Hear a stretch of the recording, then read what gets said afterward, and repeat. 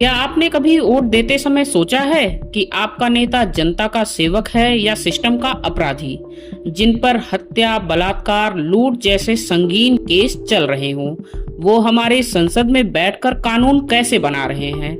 क्या राजनीति इतनी अंधी हो चुकी है कि गुंडे अब नेता बनने लगे हैं और नेता अब भगवान की तरह पूजे जा रहे हैं? आइए आज जानते हैं राजनीति के उस काले चेहरे को जिसे चुनावी पोस्टर छुपा लेते हैं। हर 5 साल में हम वोट डालते हैं एक बेहतर नेता, एक बेहतर भविष्य की उम्मीद में। हम सोचते हैं कि हमारा वोट बदलाव लाएगा, देश सुधरेगा, सिस्टम ठीक होगा। लेकिन जब चुनाव के नतीजे आते हैं तो अक्सर देखने को मिलता है जिस व्यक्ति पर हत्या, बलात्कार, अपहरण, गुंडागर्दी जैसे गंभीर आरोप हैं, वही शख्स विधायक या सांसद की कुर्सी पर बैठा होता है। आखिर ये कैसे मुमकिन है? क्या हम इतने मजबूर हैं कि हमें अपराधियों को वोट देना पड़ता है, या फिर ये कोई सोची समझी राजनीतिक चाल है जो हर बार हमें धोखा देती है?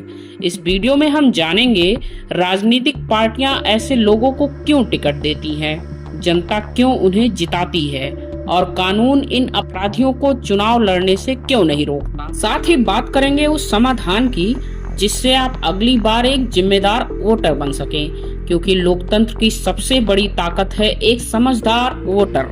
राजनीति अब सेवा का नहीं, सत्ता का खेल बन चुकी है। आज ज्यादातर राजनीतिक पार्टियों के लिए सबसे जरूरी चीज है जीत, चाहे उसके लिए उन्हें किसी को भी टिकट देना पड़े।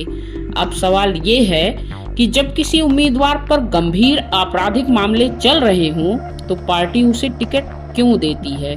क्योंकि वो उम्मीदवार उनके लिए एक वोट मशीन बन चुका होता है। अपराधी किस्म के नेता के पास जबरदस्त पैसा और संसाधन होते हैं। वो चुनाव प्रचार में जमकर पैसा बहा सकता है, पोस्टर, रैली, प्रचार, मीडिया, सब कुछ। और कई बार दबाव या डर से वोट खिंचवाने में भी माहिर होता है। कई अपराधी स्थानीय स्तर पर इतने ताकतवर होते हैं कि उनका इलाका अछूता माना जाता है। वहां कोई दूसरा उम्मीदवार जाने से भी डरता है। पार्टी सोचती है अगर ये जीत सकता है तो इसे ही टिकट दे दो। पार्टियां जातिगत वोट बैंक को भी ध्यान में रखती हैं। अगर कोई अपराधी नेता किसी खास जाति का हो या मजबूत चेहरा रखता हो तो पार्टी उसे जातिगत समीकरण में फिट बैठा देती है। कई बार राजनीतिक डील भी होती है। अपराधी नेता पार्टी के लिए पैसे या लोगों का नेटवर्क जुटाता है और बदले में उसे टिकट मिल जाता है। नतीजा क्या होता है? एक पार्टी दूसरे की चाल देखकर वैसा ही उम्मीदवार उतारती है और धीरे धीरे राजनीति एक गुंडों का अखाड़ा बनती जा रही है। अब सवाल ये है कि जब एक व्यक्ति पर गंभीर आपराधिक आरोप होते हैं तो उसे वोट आखिर कौन देता है? उत्तर साफ है, हम और आप, आम जनता। लेकिन ऐसा क्यों होता है? कई लोग कहते हैं हाँ थोड़ा दबंग है लेकिन काम तो करवा देता है। सड़क बनवाई, बिजली लगवाई, थाने में बात करवा दी तो लोग सोचते हैं कि ऐसा नेता काम का आदमी है। उन्हें अपराध दिखता है लेकिन उससे ज्यादा दिखता है काम का प्रभाव। कई इलाकों में लोग डरे हुए रहते हैं। अपराधी नेता का इतना दबदबा होता है कि लोग मजबूरी में वोट दे देते हैं। उन्हें लगता है अगर इसे वोट नहीं दिया तो बाद में परेशानी होगी। राजनीति में जातिवाद एक कड़वा सच है। लोग सोचते हैं ये हमारे समाज का है, इसे ही जिताना चाहिए।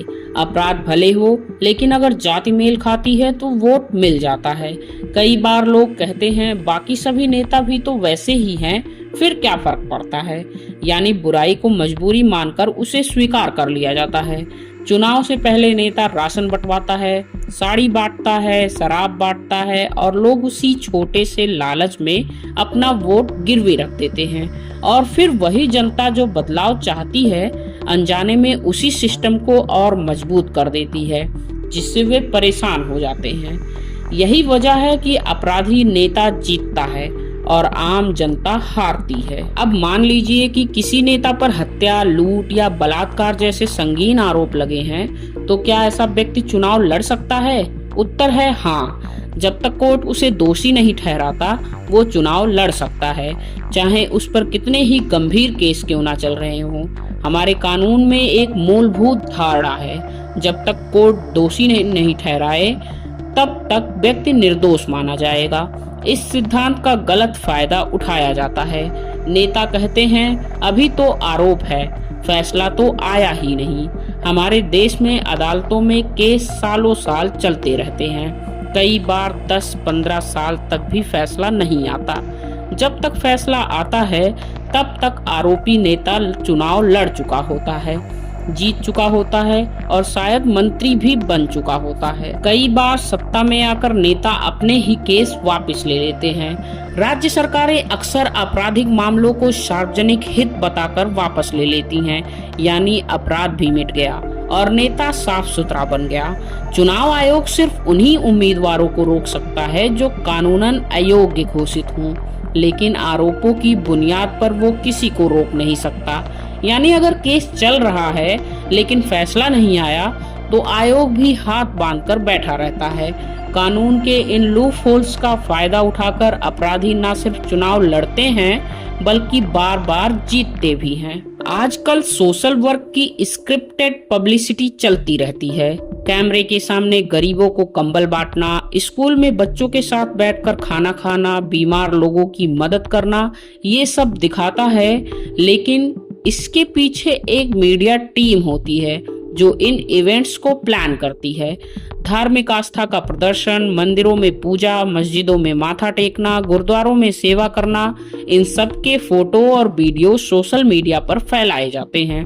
इससे नेता की छवि बनती है, ईश्वर भक्त और संस्कारों वाला इंसान बन जाता है।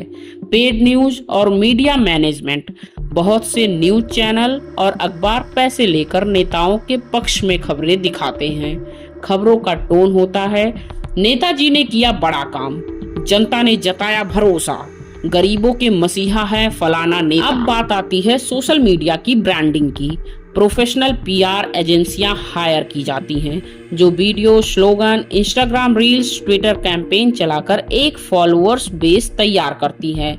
वहां केवल लीडर के अच्छे काम और इंस्पायरिंग स्टोरीज दिखाई जाती हैं, बाकी सब कुछ गायब कर दिया जाता है। नतीजा क्या होता है? जनता को लगता है कि ये नेता तो बहुत अच्छा इंसान है। वो भूल जाती है कि उस पर हत्या, लूट या भ्रष्टाचार के भी गंभीर आरोप हैं। इस तरह से यह पब्लिक ओपिनियन को मैन्युफैक्चर करने का तरीका बन गया है। दिखावे का सच ये है कि आज के समय में इमेज असली नहीं होती और असलियत कभी कभी दिखाई ही नहीं देती। तो इसके बाद हम कर क्या सकते हैं?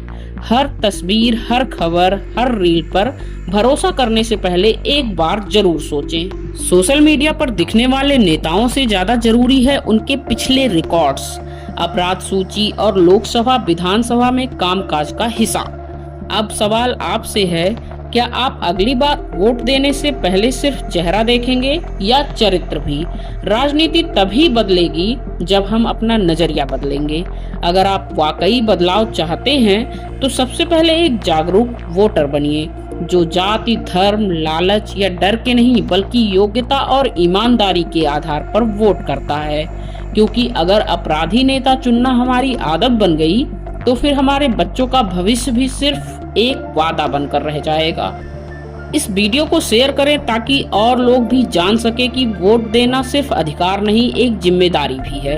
अगर आपने अब तक चैनल को सब्सक्राइब नहीं किया है तो जरूर कीजिए। ऐसे ही और भी सोच बदलने वाले वीडियोस देखने के लिए मिलते हैं अगले वीडियो में। लेकिन एक बात और, ऐसे वीडियोस बनाने में बहुत मेहनत लगती है, तो प्लीज आप लास्ट तक वीडियो जरूर देखें।